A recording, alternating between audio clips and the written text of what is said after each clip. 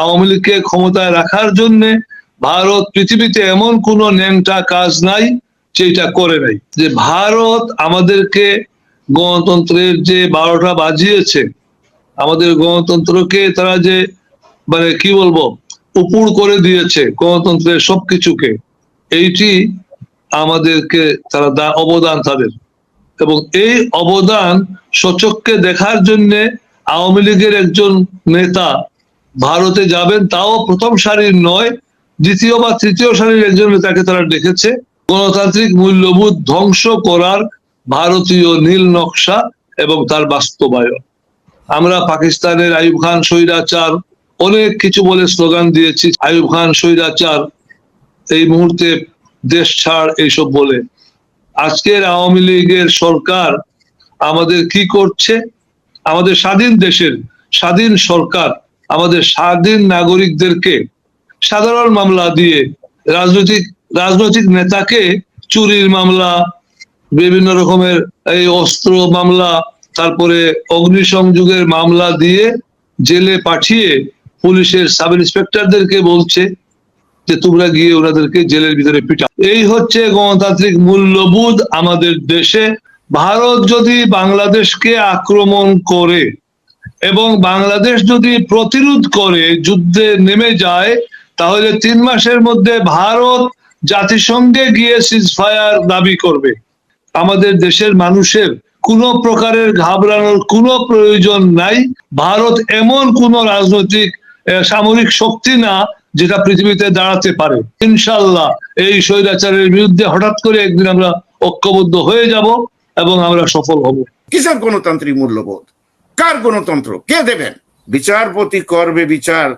আজ জেগেছে সেই জনতা। ক্ষমতা ছেড়ে দিয়ে দেখো ব্যাম্বু কাহাকে বলে। আপনি যে বিপদে পড়েছেন, গণতন্ত্র নিয়ে আমি আলোচনা কাকে সাথে কিছু গণতন্ত্র আলাপ করবেন আপনি? কিসের? যেখানে বিচার নেই, স্বাধীনতা নেই, কিচ্ছু নাই। কারণ কি জানেন? বঙ্গবন্ধু আপনাকে দেশ দিয়ে গেছে, তার সুকন্যা যেটুক দেবে ওইটুকু আপনি পাবেন। তো সেটাই এখন হচ্ছে। আমরা কিন্তু কথা বলছি রিস্ক নিয়ে, নতুন জেনারেশনকে জানানোর জন্য এই কথাগুলো বলি। এখানে বাহাদুরি বা ছবি দেওয়ার কোনো প্রয়োজন আমাদের কারোরই নাই, কিন্তু জাতীয় স্বার্থে আমরা এই কথা বলছি। একটা মুনাফেক তৃতীয় শ্রেণীর লোক ক্ষমতায় আছে 15 বছর ধরে। আপনার হাসিনার আমলে দেখেন কোনো মেম্বারও দিতে হয় না, চেয়ারম্যানের দরকার না হয় না, অটোমেটিক মার্শাল্লাহ বঙ্গবন্ধুর সুকন্যার কারণে জনগণ মানে গরু ছাগল থেকে শুরু করে সবাই লাভ দিয়ে যে ভোট দিয়ে আসছে। এটা হলো গণতন্ত্রের আমাদের নমুনা।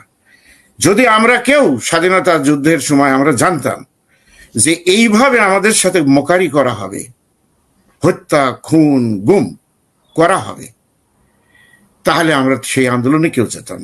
আমাদের নিউ জেনারেশন যারা ইন্ডিয়ান প্রোডাক্ট খাচ্ছে, তারা যে কি খাচ্ছে, গোমূত্র তো আছেই, এটা তো প্রমাণ করেছে তারা, যেখানে গোমূত্র দেওয়া হয়েছে যে তারা সেখানে গোবর টবর দিয়ে খাওয়ানো হচ্ছে। আল্লাহ জানে আমরা কি খাচ্ছি আর কি করছি। এই জিনিসগুলো নিয়ে আমাদের কথাবার্তা বলার প্রয়োজন। আর এই কথাবার্তা বলছে আমাদের পিনাকি দাদা, উনি মাওলানা ভাসানীর মতো প্রতিবাদ করে যাচ্ছেন। আমরা 100% তাকে সাপোর্ট করি। সেইট প্রাইম মিনিস্টার হওয়া সহজ, আরামাইজ করা সহজ। Why not you call and join with us? তোমার কোনো দরকার আছে ভারতের বিরুদ্ধে আমরা কথা বলবো? আমরা চীনের প্রোডাক্ট আমার দরকার নাই। তুমি একজন জাতীয়তাবাদী লোকের মেয়ে। জাতীয়তাবাদ মানে কি? তুমি হাসিনা, তুমি পরিষ্কার বলে দাও আমি সবার প্রোডাক্ট, ইনক্লুডিং ইউনাইটেড স্টেটস, কারোর প্রোডাক্টের দরকার নেই। না, তৃতীয় শ্রেণীর মোনাফেক, ফাসেক, অশিক্ষিত এই লোকগুলো দেশটা পরিচালনা করছে। চোরে চোরে মাসতুতো ভাই, বাংলাদেশে গণতন্ত্র হত্যা করেছেন প্রধানমন্ত্রী শেখ হাসিনা। বাংলাদেশের যে গণতন্ত্র হত্যাকারী সরকার, গণতন্ত্রকে যারা নির্বাসনে পাঠিয়েছে, তারা মোদির সাথে হাত মিলিয়ে ভারতের মুসলমানদের জন্য একটা নরক তৈরি করছে। এখন অনেকেই গর্ব সহকারে বলছে যে ভারত হলো পৃথিবীর সবচেয়ে বড় গণতন্ত্র। এখন আপনার কাছে যদি এমন থাকে যে কোটি কোটি মানে মানুষ দিয়ে আপনি বড় গণতন্ত্র সংজ্ঞা ডেফিনেশন করছেন, কোটি কোটি এই সমস্ত অমানুষ দিয়ে বড় গণতন্ত্র ডেফিনেশন করার কোনো মানে হয় না। যেখানে যদি মানুষ না থেকে থাকে, সভ্য মানুষ, সিভিলাইজ মানুষ যদি না হয়ে থাকে, সেই সংখ্যা দিয়ে গর্ব করার কিছু নেই। বাংলাদেশে তো 18 কোটি মানুষের গণতান্ত্রিক দেশ, এটা গণতন্ত্র বলা যাবে? তো যেই দেশের পাশে বাংলাদেশ নামক রাষ্ট্র যখন ভারতের পাশে থাকে, এ দুর্ভাগ্য সোজা কথা আমাদের জন্য। ভেরি দুর্ভাগ্য, ভেরি ভেরি আনফর্চুনেট। এই যে Indian hegemony, Indian imperialism, cultural imperialism, এইসব কিছু মাথার মধ্যে ঢুকিয়ে দিয়ে এমন ভাবে তৈরি করা হচ্ছে। আমি যখন কোনো সোশ্যাল মিডিয়া দেখি সনাতন ধর্ম ইন্ডিকেট করা হচ্ছে হিন্দু ধর্মকে, I can not tolerate this. যখন কোনো মুসলমান বলে থাকে, একটা হিন্দু দাবি করতে পারে, সেটা তার ব্যাপার, এটা ডিবেটের ব্যাপার।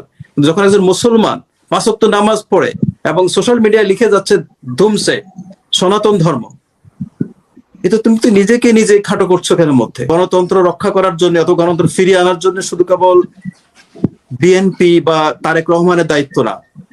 আমার মনে হয় এই জাতিকে অনেকটা এমন ভাবে ওদের মেরুদণ্ড ভেঙে এমন ভাবে করা হয়েছে, গণতন্ত্র বা নিজের অধিকার ফিরিয়ে আনতে হবে, এই ফিলিংসটা নষ্ট হয়ে গেছে মানুষের। এবং বাংলাদেশের যে ইন্ডিয়ার যে আঁচল পড়ছে বাংলাদেশের উপরে, এইটাকে আপনারা প্রতিরোধ করুন।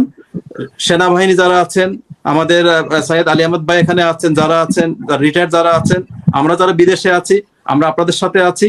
বাংলাদেশকে রক্ষা করতে হবে।